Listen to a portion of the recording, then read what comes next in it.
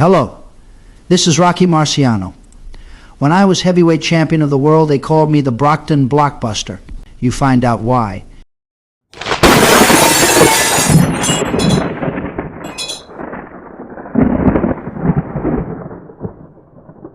Welcome to the Rocky Marciano Archives, a channel dedicated to the memory of the immortal champion.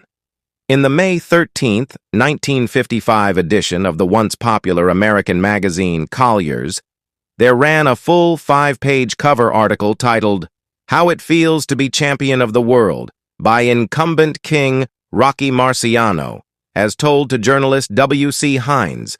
It is one of the most revealing portraits of the remarkable champion by the man himself. Presented to you now is the opening quarter of that article, narrated for you by myself, on behalf of researcher and archivist John Cameron. We hope you get something out of this. At about 8:30 on the morning of September 24, 1952, I woke up in a hotel room in Philadelphia. You know how it is when you wake up in a strange place, and at first you don't know where you are. Something nice happened to me, I thought to myself, and then I remembered. That's right. Last night I won the heavyweight championship of the world. When I tried to turn, it seemed like my whole body was sore. I had cuts that had been stitched over both eyes and another on the top of my head, but I was happy, as I think anybody can be. Jersey Joe Walcott had given me the toughest fight I'd ever had, but I'd knocked him out in the 13th round, and I was heavyweight champion of the world. I've had the title now for almost 3 years. In that time, I've found out that, in most ways, it's everything you think it's going to be, and in other ways, it's very different. It's easy for me to remember what I thought it would be like to be champion, because I can remember the first night I ever thought I had a chance. On December 19, 1949, I had Phil Moscato down 5 times and knocked him out in 5 rounds in Providence. This was my 24th win without a loss as a pro, and my 22nd knockout. And after the fight, I drove back to Brockton, like I always did after my Providence fights, with my pals Ali Colombo and Nicky Sylvester and Snap Tartaglia. It was a nice night, clear and cold, but as soon as I got into the car, I felt something was different. Usually on the way home after the fight, we laughed and kidded a lot, but this night everybody was very serious. "You know, Rock," one of the guys said while we were driving along, "you haven't got very far to go now." I said, "To go where?" "For the title," one of the others said. "Ah," I said, "take it easy." "No," somebody said. "Figure it out. About 5 good wins and you can be on top of the heap." Then we started figuring who I'd have to get by. Roland Lastarza, Rex Lane, Joe Louis, if he made a comeback, Jersey Joe Walcott, and Ezzard Charles. And when they dropped me off at my house and I went to bed, I couldn't sleep.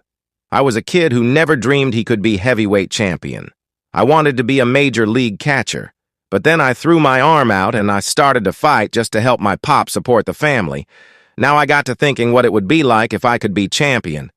I remember the night Primo Carnera won the title from Jack Sharkey. I was 9 years old at the time, and in the Italian section of Brockton, they had big bonfires burning and they sang and shouted around them almost all night long. I could remember those fires in the James Edgar playground right across the street from our house, and I figured that, gee, if I could win the title, I'd come back to Brockton and I'd throw a big party for the whole town and every kid would be invited and get an expensive gift. Right after he won the title, Carnera came to Brockton to referee at the old arena that was across Pleasant Street from the Brockton Hospital. My uncle, John Picento, took me that night to see him, and on the way out, Carnera walked right by us, and I reached out and I touched his arm. "I saw Carnera and I touched him," I told my pop when I got home. I really did. "How big is he?" my pop asked me. "Bigger than this ceiling," I said. "And you should see how big his hands are."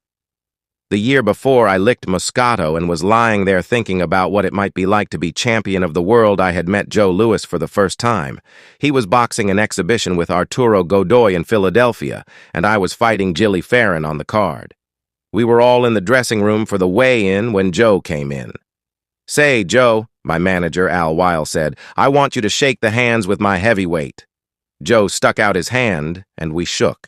He looked like a mountain, and he had on a big, beautiful overcoat and a mohair hat, light brown with a nice feather in it. I figured that hat alone must have cost $50, and now I got to thinking about the money he must have made. When Lewis knocked out Max Schmeling in 2 minutes and 4 seconds in their second fight, Ali Colombo and I were talking about all that dough. We were just kids talking. But it said in the paper that, figuring the purse Lewis got for the fight, he made over $150,000 a minute, which is more than the President of the United States gets paid in a year. I got to imagining now what it would mean to have money like that. Not just for the clothes, but the security and what I could do for my family and my friends and others. I thought that, boy, when you're the heavyweight champion of the world, it means you can lick any man in the world. And wherever you go in the world, everything must stop and what influence you have. There were a lot of things I didn't know then that I know now that I'm champion. I didn't know that my life would be threatened a couple of times. I didn't know that although you do make a lot of money, it isn't what people think it is, expenses and taxes being what they are, and that you can't begin to do the things with it that you dreamed about.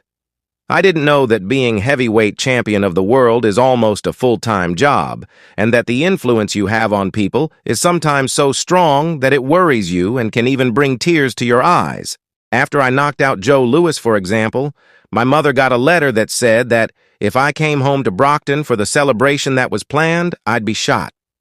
Then, just before my first fight with Charles last June, my folks got another note from a man who said he was a Charles rooter, and that if I beat Charles, I'd be killed, because Charles is a gentleman and I'm a bully. The Brockton police found the first letter was written by a 13-year-old girl. I don't know, or care, who wrote the second one, but although letters like that don't worry me, they worry my mother. After that first letter, my sisters had to take her to Dr. Rocco del Colliano in Brockton, and now every time I fight, he picks her up at the house and drives her around all evening until the fight is over.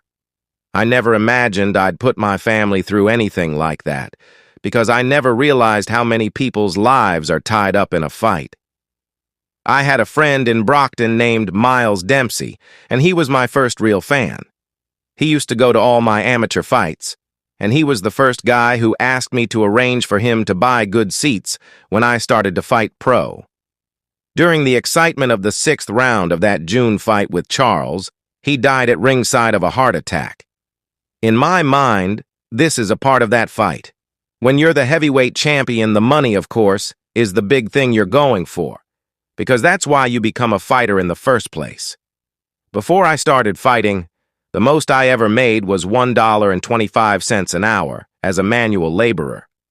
When I retire, if I'm lucky, I should never have to worry about money again. But it isn't what you think it is, and your security is still a problem. Last year, for example, I fought Charles twice.